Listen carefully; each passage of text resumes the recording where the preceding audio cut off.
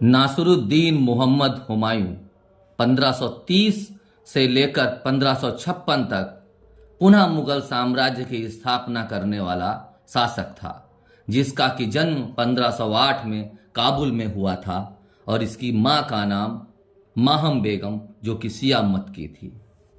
बाबर के 4 पुत्रों में हुमायूं सबसे बड़ा था और उसके पश्चात कामरान, अस्करी और हिंदाल उसके पुत्र थे तथा एक पुत्री थी गुलबदन बेगम।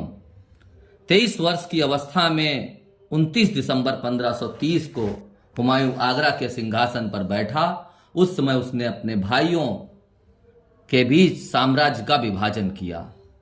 उसने कामरान को काबुल और कांधार, अस्करी को संभल और हिंदाल को अलवर की जागीर दी तथा अपने चचेरे भाई सुलेमान मिर्जा को बदख्शा की जागीर दी।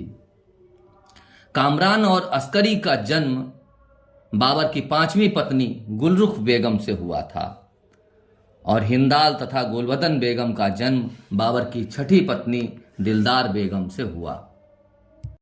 अपने भाइयों के बीच साम्राज्य का विभाजन करने वाला हुमायूं पहला शासक था। बाबर का बहनोई मेहंदी ख्वाजा को उसका मंत्री निजामुद्दीन गद्दी पर बैठाना चाहता था, परंतु शीघ्र ही उसने इस विचार को त्याग दिया।